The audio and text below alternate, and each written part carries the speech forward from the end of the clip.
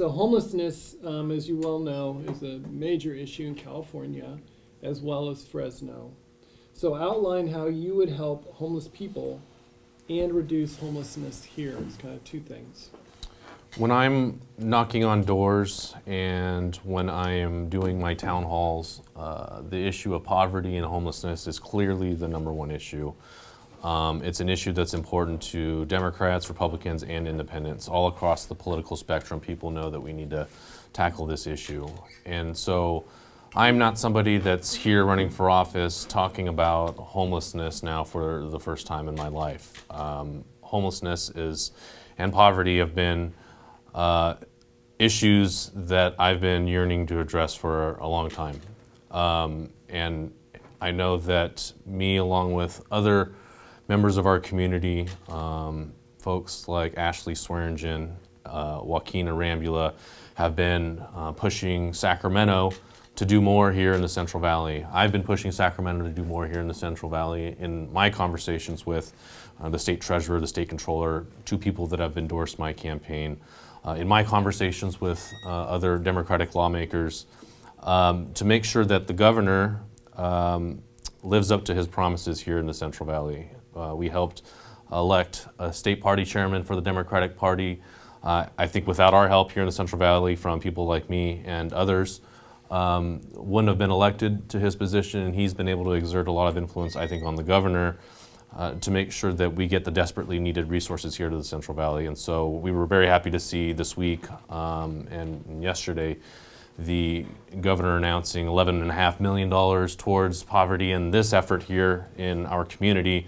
It's a huge step in the right direction, and I'm just so happy to be part of the process to get those funds here to our community.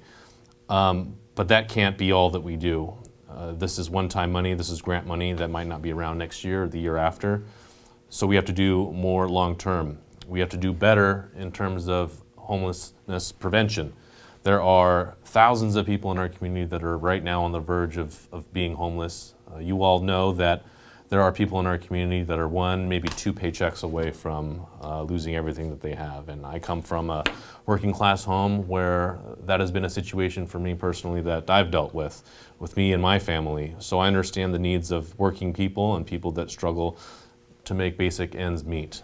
We need to do more in terms of providing shelters for people to go to. I know that my opponent has cited this San Diego example as a model that he wants to use. Me and my team have done our research and reached out to folks in San Diego, and they tell us that that project hasn't panned out, and it's not really improved conditions. It's really just created a problem where people stay long-term as opposed to transitioning out into affordable housing, transitioning out into jobs, job training, education, and eventually into long-term employment. So what we need to do here in our city is to make sure that we do a better job partnering with the county. The county is the entity here that provides mental health, behavioral health, and all of the great social services that we know homeless people need to turn their lives around. So we need to do better there. What we're doing now isn't working. And for me, the biggest thing is to address poverty in terms of a national effort. We now live in a society where the middle class is shrinking for a number of reasons, namely automation and the loss of good jobs, but also because of our tax structure. We have a Trump administration that has rewarded the top 1% and major corporations at the expense of the rest of us. The top 1% control a majority of the resources in our country, and that does little to help people here at the bottom. I have a degree in economics, and my philosophy has always been to grow our economy from the bottom up, making sure that lower income, middle income workers are the ones that receive tax benefits. We know that works because they're going to go out there and buy things and support businesses, and businesses in turn can hire workers, and those workers can go out and continue to buy products. And so that would be my approach to growing our economy, ending homelessness and poverty, and then also having a focus on small businesses. My wife is a small business owner, and it was very hard for her to start her business. It shouldn't be that hard. I know that people of color in South Fresno want to have the opportunity to start businesses. City Hall needs to do more to support those folks because we know that 80% of our non-governmental workforce here in the Central Valley are employed by small business owners. We wear out the red carpet for corporations like Amazon and Ulta, but do very little for small businesses. So small businesses would be a priority for me as well, and that's part of the key to the poverty homelessness question. Specifically, how would you help a small business get going? What would you change at City Hall to make that happen? There are two things that we can do. I want to create a special department that goes after places in our community that have been underserved and typically ignored for years, particularly south of Shaw. People of color. I'm going to have a department that specifically focuses on those areas. An equity department? Or? Yes. Yes, I think Oakland has recently created, and Los Angeles as well, have created similar types of departments. That's a pledge that I've been making on the campaign trail to do. People of color don't have resources typically to figure out how to start a business. They got to go out and hire lawyers and accountants and things, and you know, my wife and I were in a position to do that, but not everybody knows where to go to really connect the dots to open a business. So I want to make it easier. The local government, the mayor's office, city council, we can do more in terms of creating startup initiatives, in terms of financing or helping certain businesses finance their operations. That's something that I want to talk about with my team and the city council once I'm elected. Okay. Maria, why don't you ask one from the general list? Besides parks, well, actually, Fresno continues to have a present need for parks. So, what do you agree? Yes. What would be your plan to improve parks? I'm doing more than agreeing with the fact that we need parks. I was a big supporter of the Parks Initiative in the last election cycle in 2018. Me and a number of community leaders in the next several weeks are going to release a very detailed plan in terms of where we're going to move forward in parks. And I can give you guys specific numbers. We are looking at a 0.75% increase in sales tax. We're anticipating it to generate $75 million for parks and public safety. There's going to be a public safety component to this. We're going to split the public safety dollars 50-50 between the police department and for fire. We know that fire is dangerously underfunded right now, and so that's a priority to us too. In terms of the dollars that will go to the Fresno Police Department, those dollars have to go to community-based policing. That is a non-starter for me and my supporters in terms of this initiative. And the parks budget is going to look pretty similar to what it looked like last time around. There's going to be money in there for cultural arts, money for parks, money for the River Parkway and other big initiatives. There's also going to be money in terms of highway, road, and freeway cleanup. I know that is a huge issue for a lot of people that have to drive up and down the 41 every single day to and from work. So we think that this is going to be a broad-based coalition that we're going to build to get to support this. There's going to be people in public safety that support this. It looks like you want to say something. People in public safety are going to support this. People that are supporters of my campaign are going to support this. The same people that supported parks last time around. You'll notice that there's a difference. Last time around there wasn't a public safety component. This time there will be a public safety component because I think that we need to bring more people into the tent. You all know that anytime we want to do something like this, you need very little to sink it. And so we're asking everybody to get behind this. I'm calling on my opponent to get behind this. I think Jerry should get behind this. There's money in there that I think he would and should support. And you know what? Let's not make this a campaign issue. Let's make this a community issue. Let's make this something that we can go all get behind. And I'm calling on him. I'm calling on him to get behind it. So this is a measure that you're qualifying for the ballot, is that right? We're going to try to go through city council first, and then take that route. And it is 0.75 cent Yes. increase? Is that, was I hearing Yes. correctly?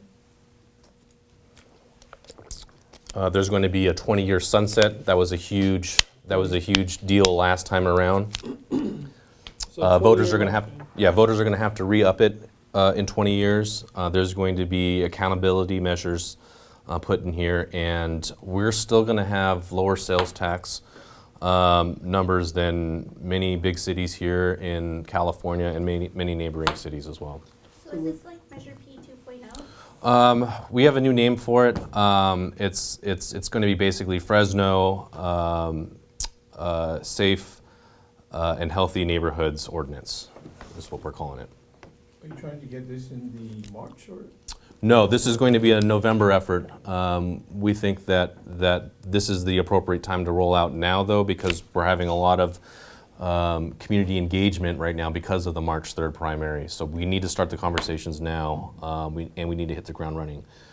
But again, I'm going to stress the fact that this is going to be a community-led effort, and we're going to talk to every city council member. We're going to try to get them all on board. We're trying to get all of the stakeholders on board, including Jerry. So out of Measure P in the aftermath of that in 2018, obviously lots of hides were chapped as a part of that. And there's been a lot of dissension. Is this going to bring everybody together, the people who were both opposed and in favor of Measure P? I think so, and I think that I can be one of the key people to do it. I wasn't heavily involved in terms of the negotiations in terms of Measure P. I haven't burnt any bridges. Jerry's burnt a ton of bridges. I think that he did a lot to misrepresent Measure P in the last cycle, so there's a lot of damage control that we have to do. I think that I'm going to be elected mayor on March 3rd, so I'll be in a unique position to bring the entire community together behind this, and that's why I'm talking about it here now today. Okay. Besides parks, what other budget priorities do you? We've gone over economy as well. So are there any other budget priorities for you? You know, for me, a huge budget priority has to be the responsible, safe, regulated cannabis industry here in Fresno. We cannot miss out on this opportunity. I've been somebody that has supported cannabis for a long time now, and as somebody that works in the field of public safety and in prosecuting gangs and other illicit activities here in our city, I want to take away the black market. There's a huge black market out there that gangs are using to fund their operations. And they use marijuana to do it. I think that the war on marijuana over the last 10, 20, 30 years has failed. We've spent millions of dollars as a state, and we've spent billions of dollars as a country to really attack a problem that I think doesn't exist. And so we look at the city of Woodlake. They have, in the last year, I think I saw the numbers, $100,000 in sales tax revenue from the cannabis industry. Conservative estimates here in Fresno put it at about $500,000 a year. I think it's probably going to be more. I've always been out in front in terms of this issue. My opponent has historically opposed any type of legalized marijuana sales in our city. And we were on conservative talk radio, I want to say 2 weeks ago. He was staunchly opposed to it. Yet the following week we did a GV Wire interview where he indicated that he would be in favor of it. And so, you know, I'm hearing a lot of the same things from the cannabis industry folks that are lobbying both of our campaigns. And they're saying that Jerry's saying one thing behind closed doors and another thing out in public. And so it really doesn't help the community discussion to have a candidate for mayor be disingenuous in terms of where he is on a very important issue that would have a huge impact on our local budget and our local economy, to be honest. And so to answer your question, that would be a major budget priority for me. So how would you expand cannabis in Fresno? What would be your initiative to do that? Well, I know that there's a compromise being worked out now between the city council and the mayor. I don't want to step on anybody's toes. I don't want to sink what they're trying to do.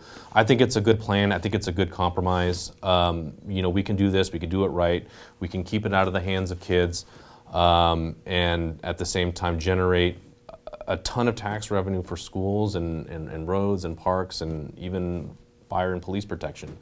So I'm open to what this looks like. I don't want to get out in front of this and push people away or push people to the side.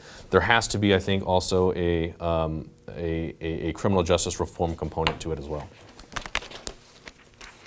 Okay. A minute ago, you referred to community policing. Let's frame the question this way. What priorities would you have for the police department? Well, the first priority is to get a new police chief.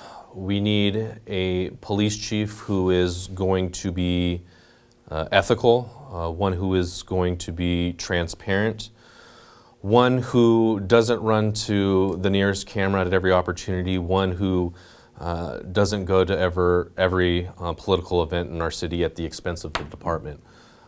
We need a police chief that's going to be squarely focused on the job at hand. And what the new police chief is going to face in the next 4 years is it's going to be a tremendous task. I work every day with members of the Fresno Police Department, and I can tell you, and this is evident in some of the surveys that they've done internally, that morale is at an all-time low. And I think that is a direct reflection on the leadership that we've seen there. There's favoritism run rampant, and there's a real concern amongst people in our community about how officers police our streets. And so part of my plan as mayor is to instruct and direct my police chief to do better in terms of de-escalation tactics and making sure that every officer in the field has that training. I've had the opportunity to be out in the field with many Fresno police officers who are good, hardworking people that are out there every single day doing the right thing. So I don't want anybody to think for a minute that I don't support the men and women who go out there to protect and serve our community. That doesn't mean, though, that there are people there that probably shouldn't be police officers. We need to do a better job of weeding out the bad apples instead of circling the wagons every time there's a community tragedy in terms of a police shooting. And we need to hold people who engage in unethical or even illegal activity accountable. So there's a ton of work to do at the Fresno Police Department. We need to implement true community-based policing. We need to put police officers on the beat, in their beat assignments, who come from those communities, who grew up there. That's just so important, and it really will work to change the culture of the division that we see here, the culture of anti-police rhetoric.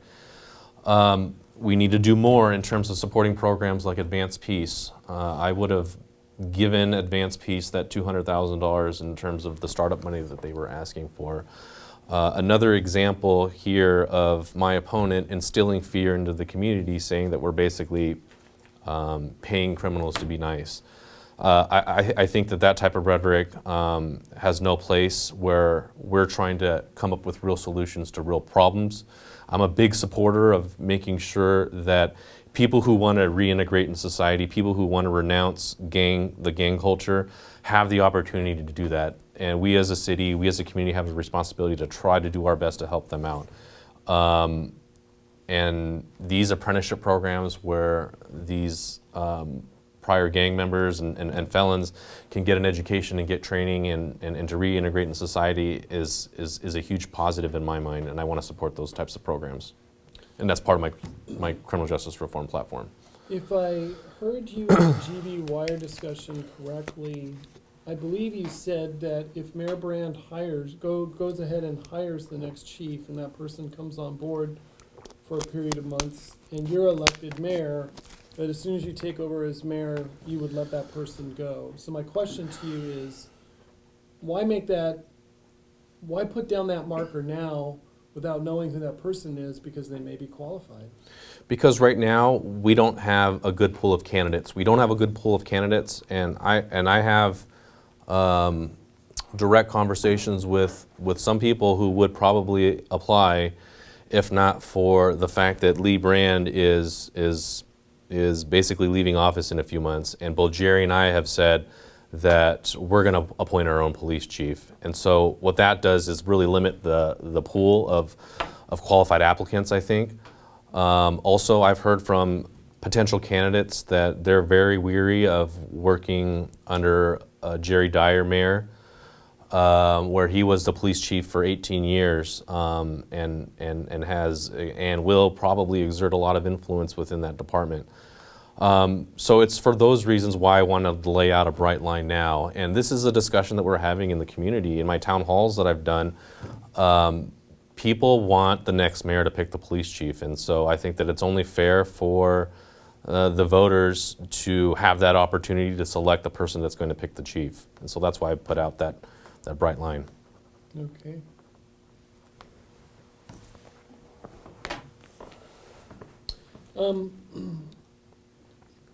If I heard it correctly in the GB discussion, you said that you have a master's in public administration, and you cite that as a key qualification for being mayor. But the fact is you don't have experience running a large operation. So why should voters feel that you are qualified to be mayor? Yeah, I heard my opponent say that I've never managed a budget or supervised people. I didn't get an opportunity to respond, so I'm glad that you asked this question here now. So let me tell you a little bit about my 20s.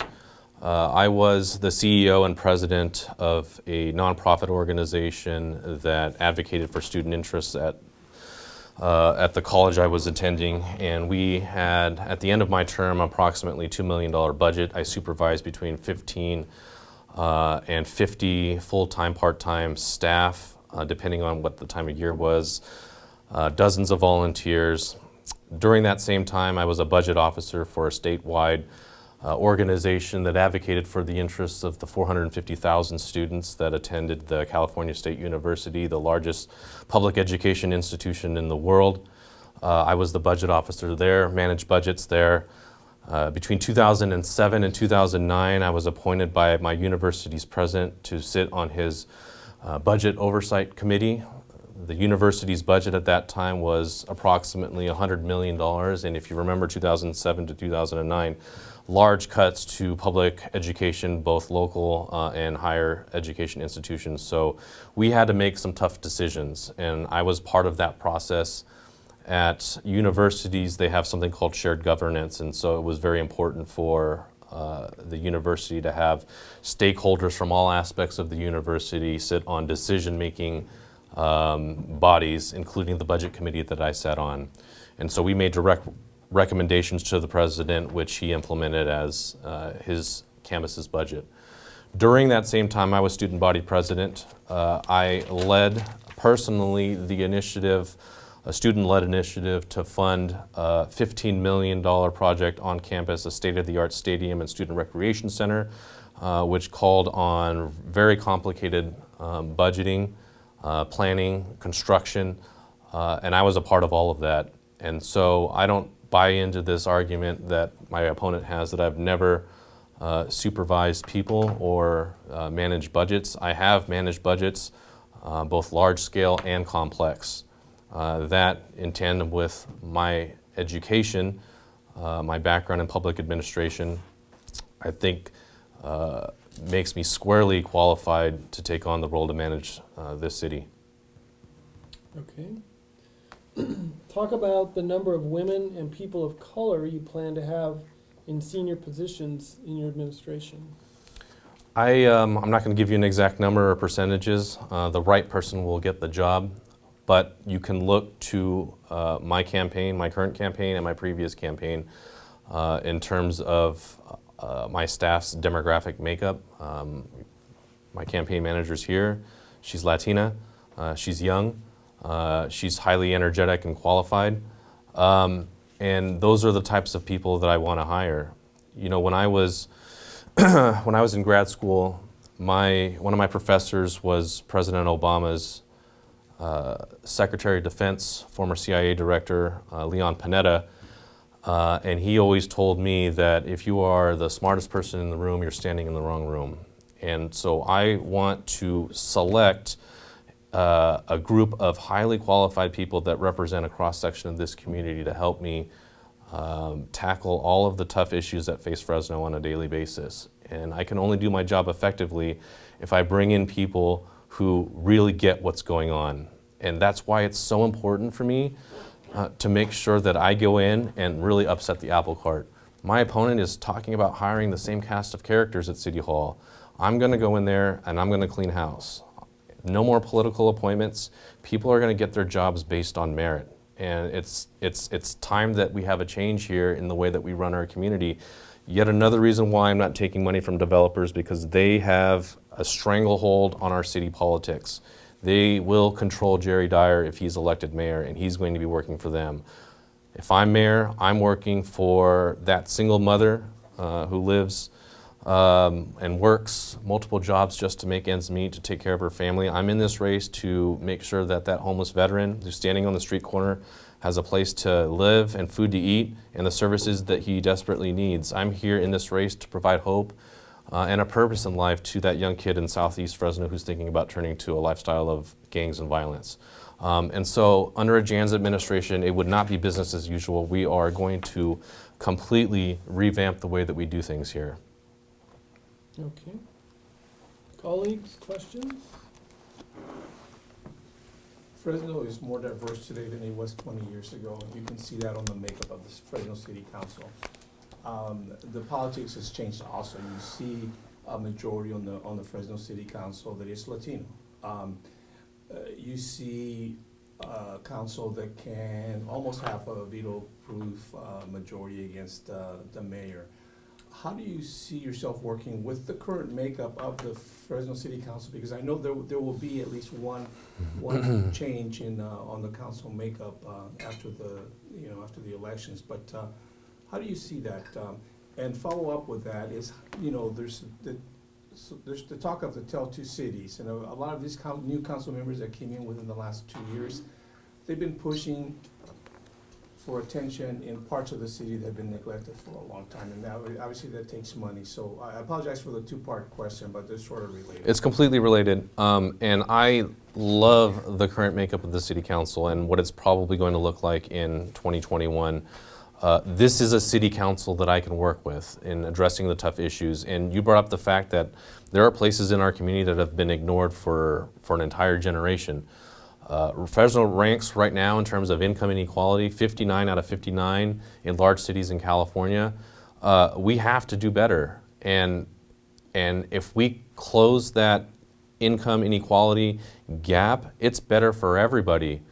And this city council is squarely positioned to do that. And you're right, the demographics are changing. I know that this is not a partisan race, but if you look at party affiliation too, we have one conservative Republican left on the city council.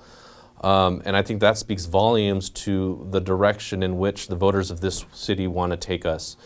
I am very concerned that if Jerry Dyer is elected mayor, that we're not going to get anything done for 4 years, because Jerry's going to be controlled by the political right of his party, the Trump supporters that have risen to power in the last 2 or 3 years, and he's going to be beholden to them, and he's not going to be able to strike compromise with the good folks on there that want to push us forward.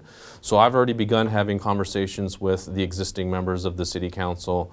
I'm supporting Tyler Maxwell, who's running in District 4. He and I are going to work very closely together in terms of shifting the conversation towards helping the ignored communities. That is a central component of my platform. We have ignored basically everything south of Shaw. There's a discussion now about reopening the general plan. We've spent millions of dollars to generate that plan. We got a cross-section of our community, a large cross-section of the community to come together behind that plan. Now they're talking about reopening it after 5 or 6 years. We just need to do a better job of implementing the spirit of that plan, which a lot of it has to do with focusing on neighborhoods that are falling apart, downtown, and the corridors that lead into downtown. So, to springboard off of that, Andrew, how would you get developers to build in the infill areas that the general plan of 2014 identified? We have to convince them that it is in their business model's interests to do that. And there can be, I think, incentives offered by the city. We've offered incentives to big corporations like Amazon and Ulta.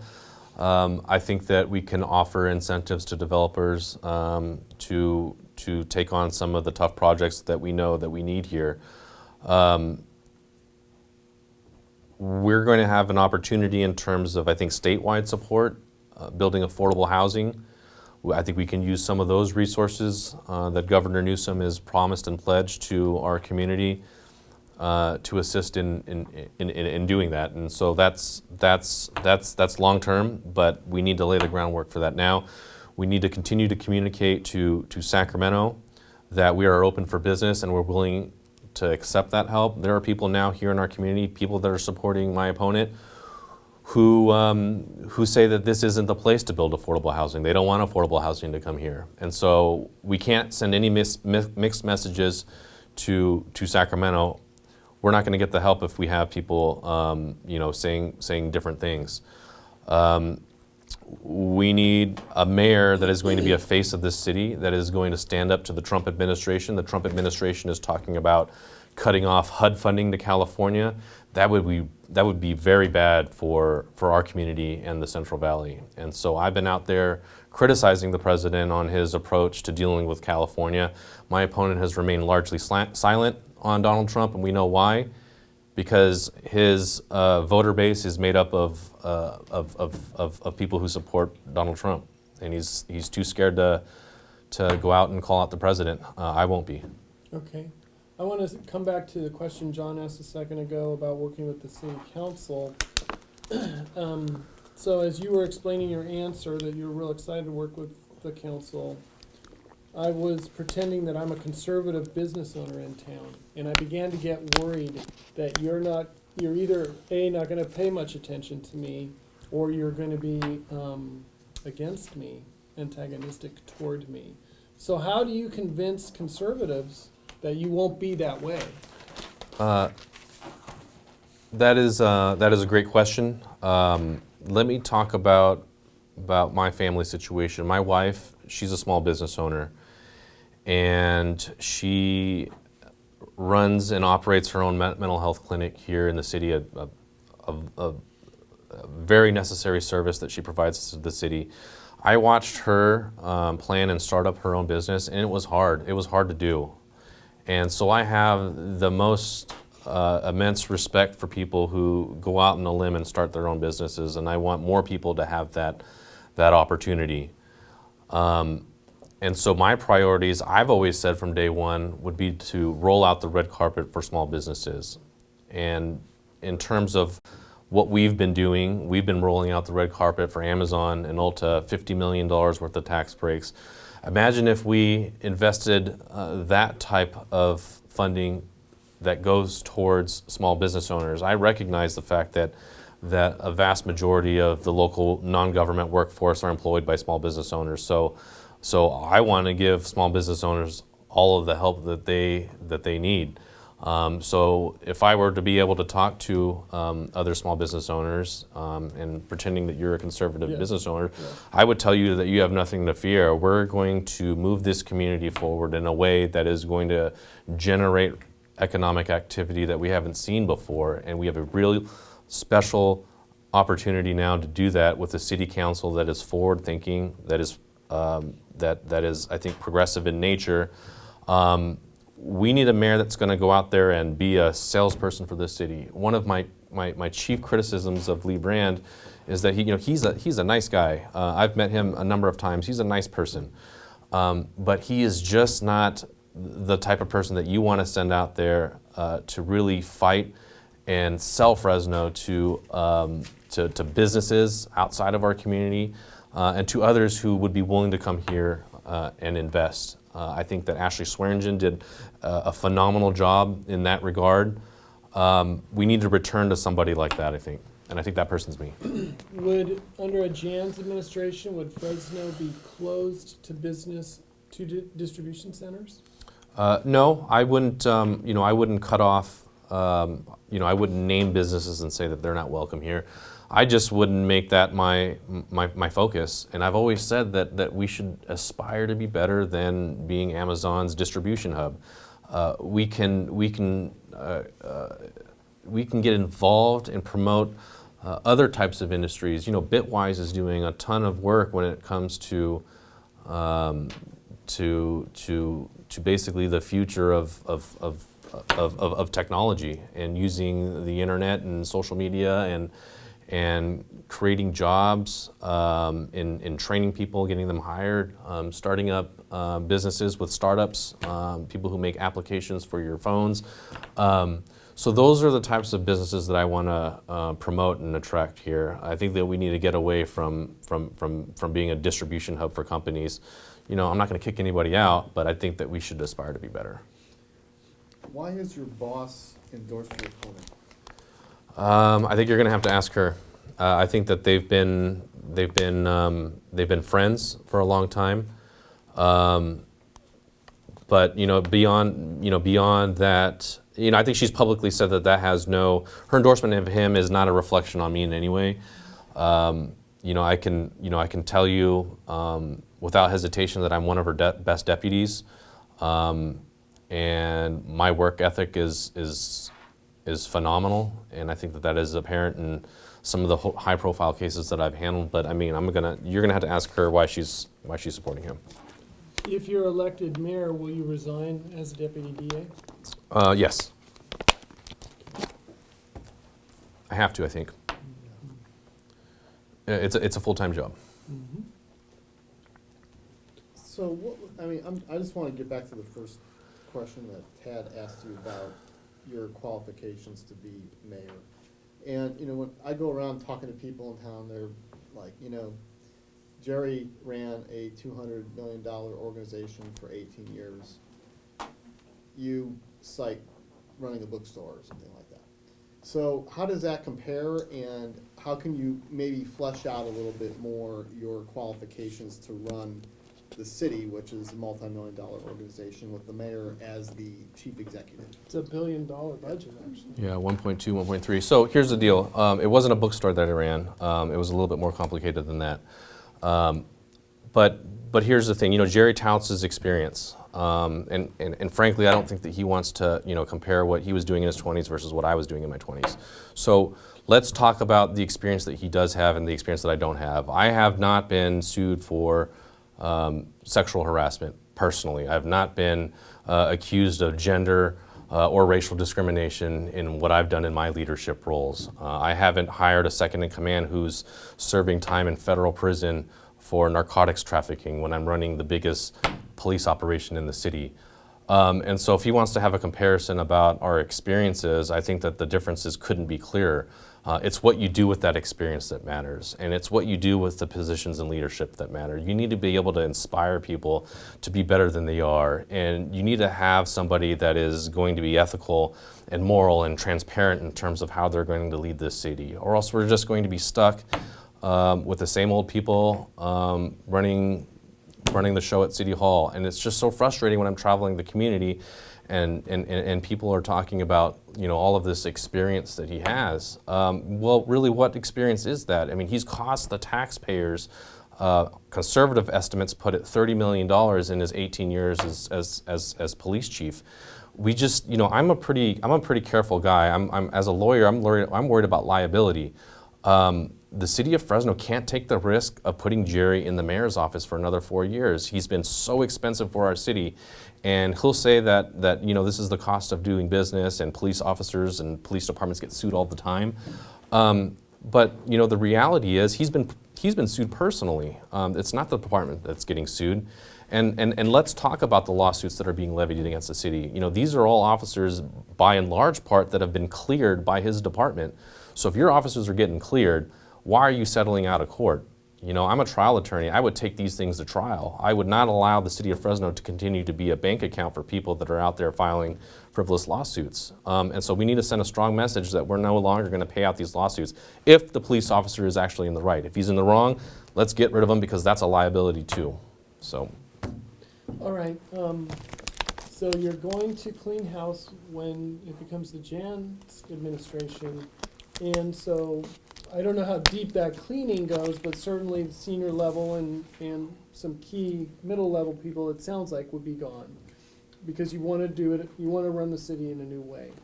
Who are you going to have helping you repopulate the city with people experienced enough to fulfill the functions of the city?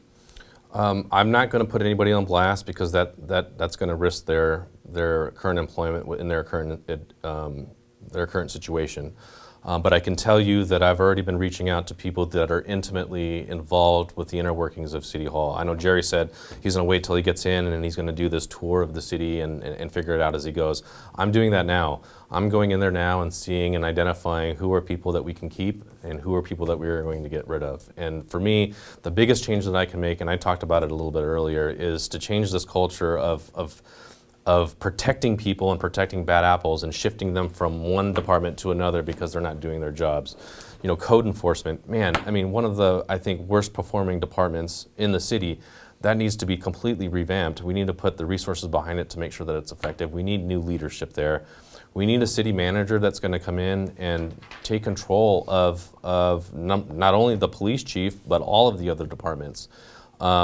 Everybody that I'm going to appoint is going to be merit-based, no political appointments. I think that has been the biggest problem. People keeping favors, if you support me in this election, I'm going to get you a job, I'm going to get your son a job, I'm going to get your daughter a job. People are sick and tired of the nepotism at all levels of government. And so that's the best I can tell you in terms of the team that I'm going to surround myself with, but I don't think that we're going to have any shortage of candidates that are going to come and work for my administration. How do you take on Jerry and his very high level of public knowledge here of people who know who he is? And I haven't seen any polling, but what I'm hearing is it shows that he's pretty far ahead. How do you take that on, and how do you change that perception in a campaign that is going to happen so quickly? I mean, we're talking about March 3rd. Yeah, so there's a couple things there. We've obviously done polling in my last political campaign. So we're keenly aware of where he's at and where I'm at in terms of name ID. I've seen other polling that have been done by groups, not me, and the race is closer than you probably think.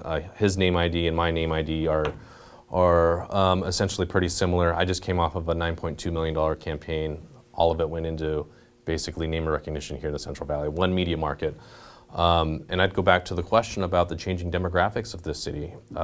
This is a nonpartisan race, but everybody knows that I'm the Democrat, I'm the progressive in the race. Everybody knows that Jerry is the Republican Trump supporter in the race. And so, it's going to come down to turnout. And, I don't really want to talk about, the political aspect of things and what we're going to do in terms of ground game, but I can tell you that there is very large community interest right now in March 3rd, not only because of my race, but all of the other races that are taking place here.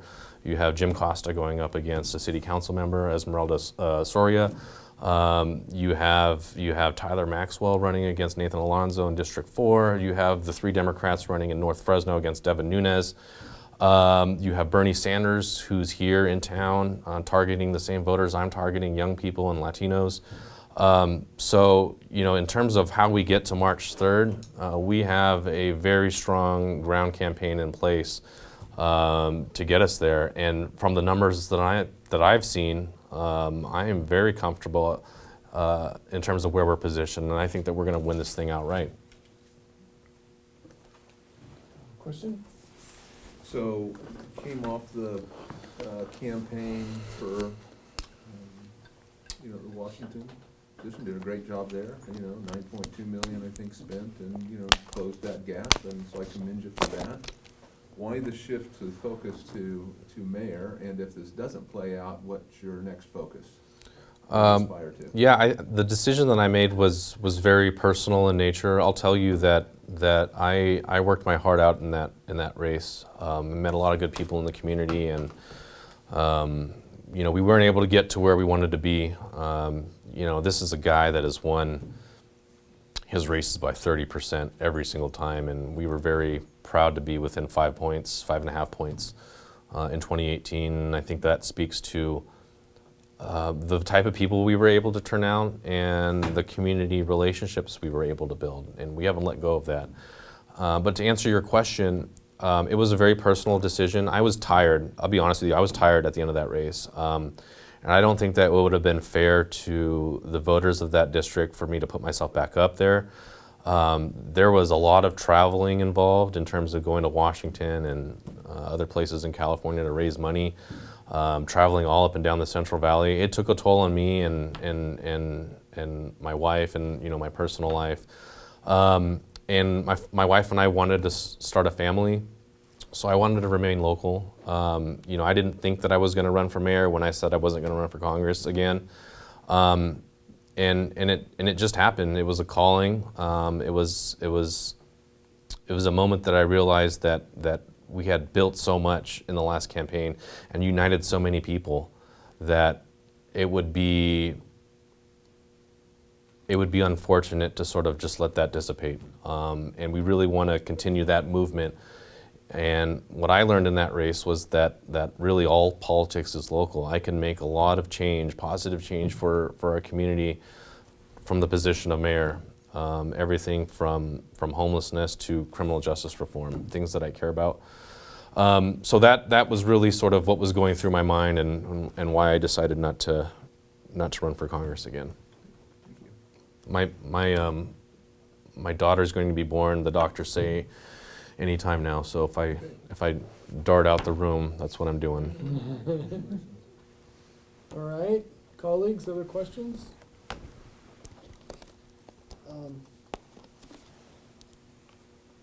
What do you see as your vision for Fresno? You've already articulated that somewhat, but I'd like to hear a little bit in more detail about where we are today, what your assessment is of the leadership of the city in terms of the city government and the administration, and then how you're different. So just to sum it up in a nutshell, we need to be bigger and we need to be better. We need to be a place where people want to come. We need to be a place where people want to raise a family. We need to be a place where young high school students don't want to flee. We have significant issues in terms of brain drain.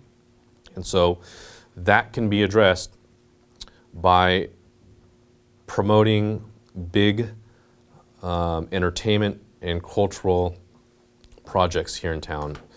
I was so disappointed. I'm a huge soccer fan. I was so disappointed to see the Foxes go. We didn't do nearly enough as a city to make them stay. And there were so many opportunities that we didn't take advantage of in terms of assisting in funding a facility so they would be able to stay. There were many proposals out there using parts of the fairgrounds, maybe using even the parking lot behind Sullivan Arena. But to me, it just seems that the status quo and the machine that controls Fresno is always telling us no. And I hate to see that, and I think that keeps us back. Grizzly Fest, this event is huge for our local economy, and people from all over the Central Valley flock here to come to Grizzly Fest. And again, we just sort of just let that go. Conservative estimates put the economic impact of that, the positive net economic impact here in Fresno at somewhere around $5 million. I've been talking to the folks that put it on, and they just feel like the city doesn't want them here, and it's hard to explain why you would push back on something that's just so good for not only our economy but just for our standing in our place in this state. We need to have a vibrant downtown. I grew up in Visalia, and the Visalia downtown is vibrant. People are out late at night, listening to music, having food, having drinks. I want to create that here. We need to be a city that is energy efficient. I want to transition our existing fleet over to electric vehicles. We need to make sure that we do our part in reducing greenhouse gas emissions, reducing poor air quality. And and we just have to do more than what we're doing now. And I go back to it. We are constantly telling people who want to do positive things for our community, advance peace, people who want to do safe, legalized recreational marijuana, people who want to put on concerts, people who want to put on sporting events. We're constantly being told no, and people are constantly fleeing our city. And so there needs to be a culture change here. We're no longer a small town. We're the 5th largest city in this state, and we need to own it, and we need to prepare for the future. And the only way we do that is with leadership and funding and support for good things that are happening here. So we kind of talked on it a little bit earlier when Vaughn asked the question about, South Fresno, and we are a, really segregated city, in terms of our school and wealth and, demographics in terms of ethnicity, and Jerry Dyer's campaign slogan is One Fresno. How do we bridge the divide here in Fresno?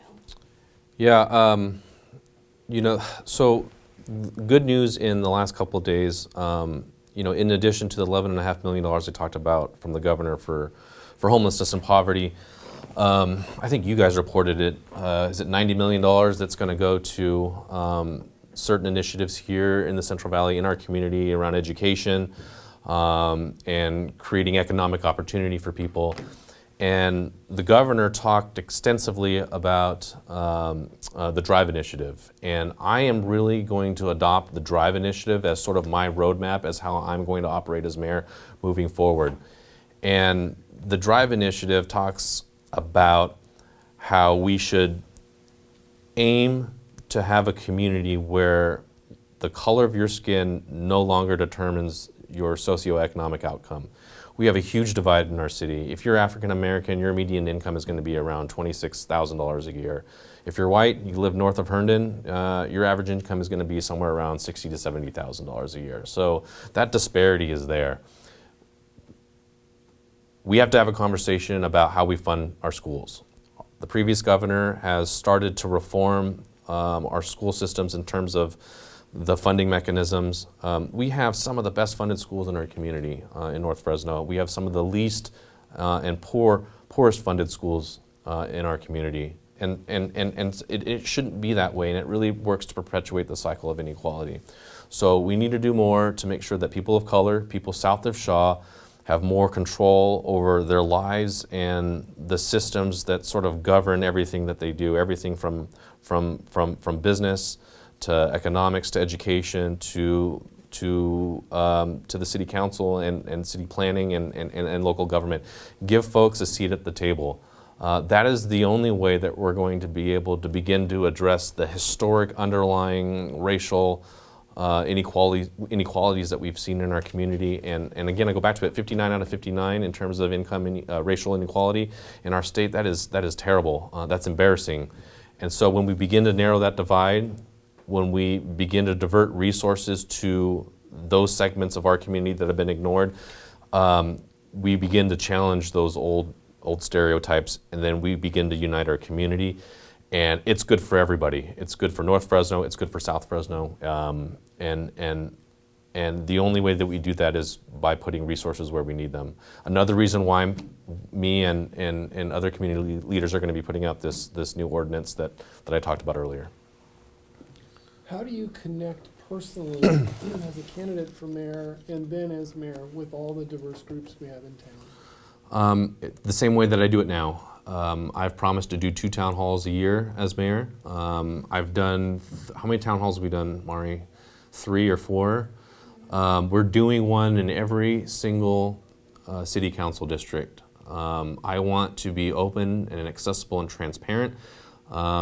And it's not only for the community's benefit, it's for my benefit. I can't run this city if I don't know what issues are affecting people. And the consistent theme that I'm hearing in these town halls, hundreds of people have turned out to my town halls, by the way.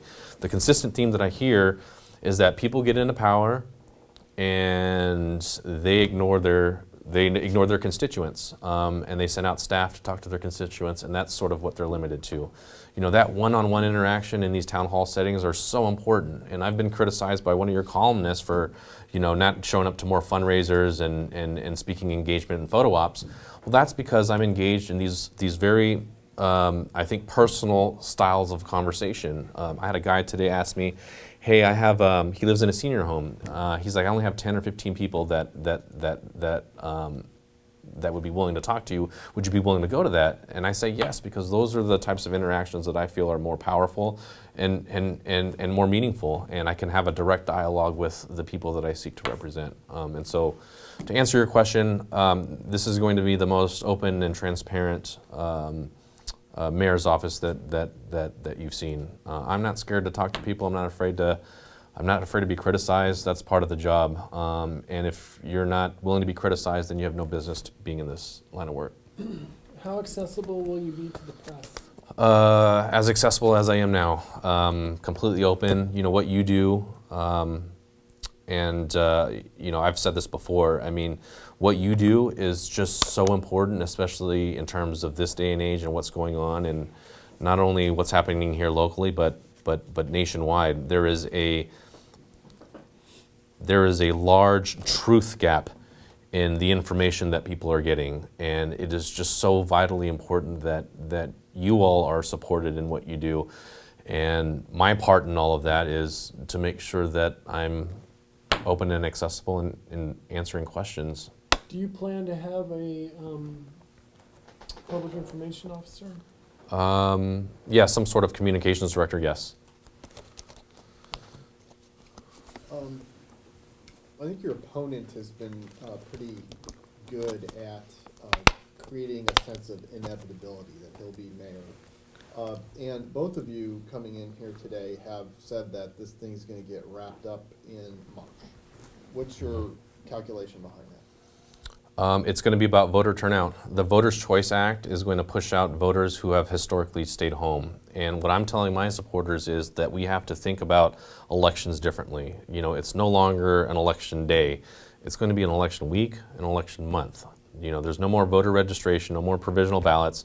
You can go in and cast a vote on the same day that you showed up to register. And so I think that if you look at numbers in other communities that have implemented the Voters' Choice Act, I mean, Madera County, 18% increase in voter turnout in a non-presidential election year. Longtime Republican lost his seat there. There's something happening here in the Central Valley. I've seen it, I'm seeing it. Look at Melissa Hurtado, took out a big name in Andy Vidak. Nobody thought that she had a chance.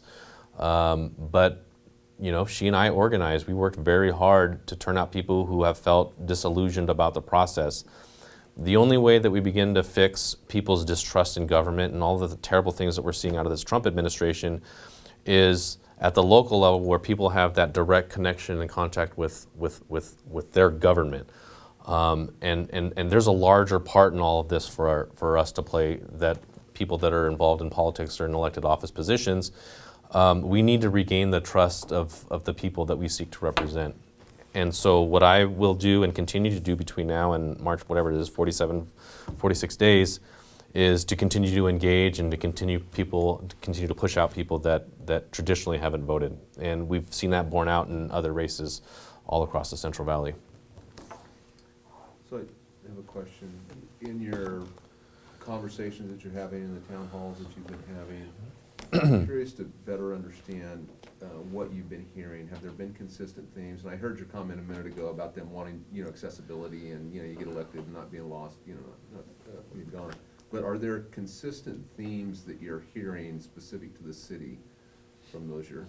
Yeah, the one consistent theme that I hear is that we keep electing the same people, and nothing ever changes. And politicians make all of these promises and nothing happens. And I don't want to throw away that opportunity. I think there are people in the city council that are willing to take risks and invest and promote projects that have, you know, typically been ignored. Another consistent theme that I've heard is that is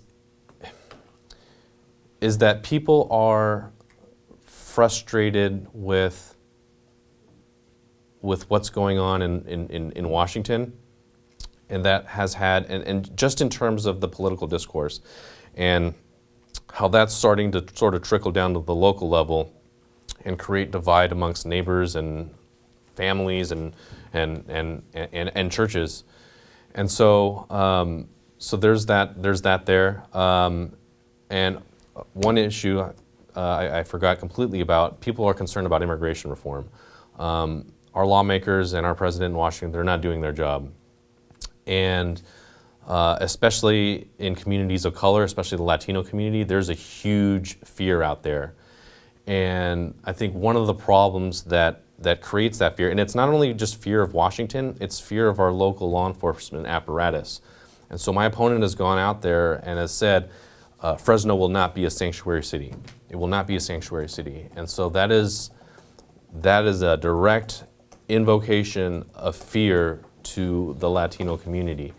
And we live in an age and a time where we have federal officers putting kids in cages, splitting up families. You know what? I had a case this past couple weeks.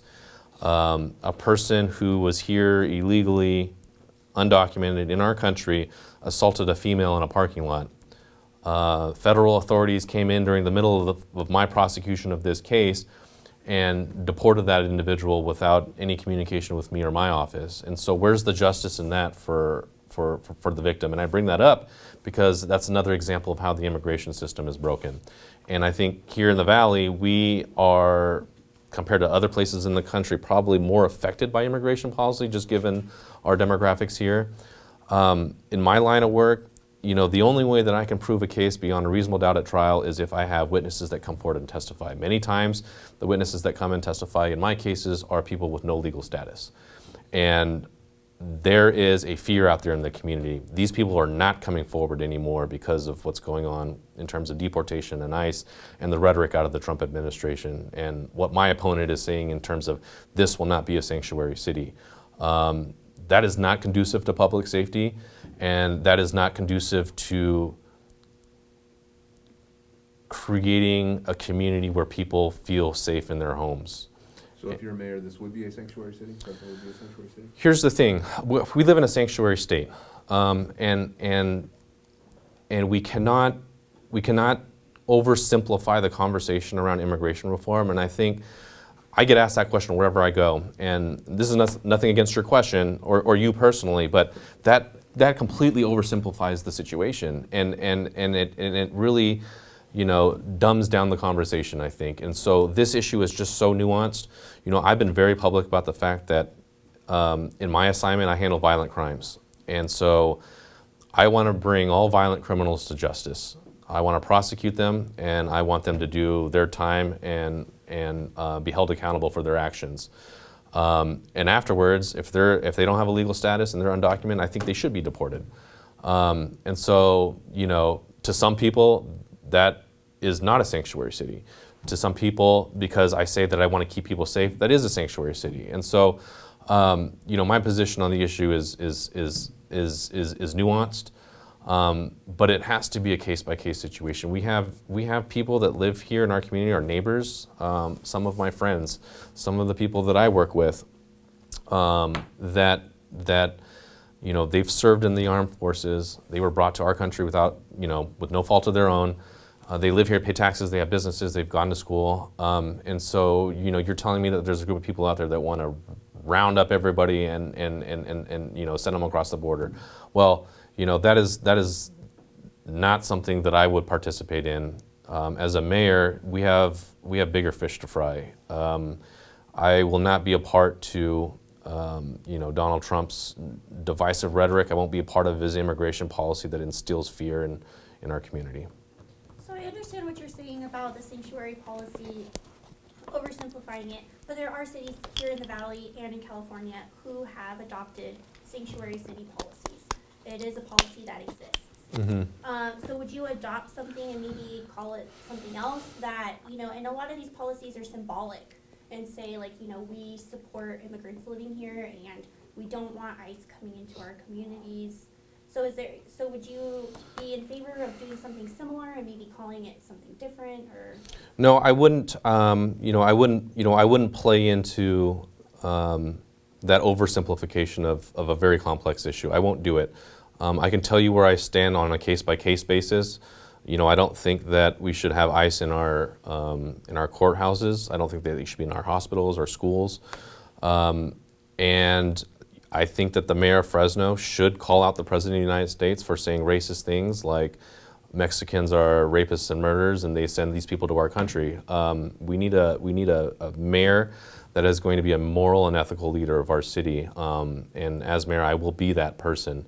I won't instill fear in people by saying that this won't be a sanctuary city, because the implication that the implication there is that you're going to divide families and put them in cages.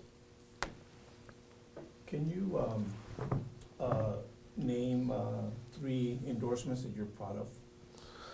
I'd like to name more than 3. So my first endorsement in this race was from my good friend Nelson Esparza. He and I have a friendship that predates our involvement in politics. And what I've learned in my short stint in politics is that the one-on-one interpersonal relationships are just so important to getting things done. It's hard to trust people in the political arena, and when you find that one person that you can really depend on and rely on to give you candid and honest feedback, that's just so important. So I would have to say Nelson. I'm supported by the state treasurer, Fiona Ma. I'm supported by Betty Yee, the state controller. I am supported by a number of local labor organizations, including the Central Labor Council, the building trades, Teamsters, ironworkers, mail carriers just endorsed us yesterday, very important endorsement to me. Sheet metal workers, carpenters, people that work with their hands, people that represent working class folks, blue collar folks, people who know what it's like to struggle to make ends meet. Those are important endorsements to me because they represent the values that I represent in making sure that we create a strong and vibrant economy here that employs local qualified workers. Okay, I've got a couple. this will be the last one. How much money will you raise and spend? Between now and March, Total. we're estimating, we're projecting $250,000. And in some conversations I've had with some people who would classify themselves as progressive, it seems like can be a lack of enthusiasm for you because they see you as part of law enforcement. What is your answer to that? I don't think that there's been a more progressive candidate for mayor than me in the history of our city. And you can see that in the positions I've taken in terms of criminal justice reform, in terms of supporting the cannabis industry, in terms of my views on income inequality, in terms of how I was raised as a person, being a son of immigrants, in terms of how I conduct my campaign every single day and not taking money from developers or big corporations that have dominated our politics locally and nationally for generations. And so I would tell those people that I'm going to be your champion. I'm going to be the champion of everybody that lives in this city, but I'm going to be here to fight for you. Great. Thank you, Andrew. Thank you, editorial board. We're going to People. deliberate, yeah.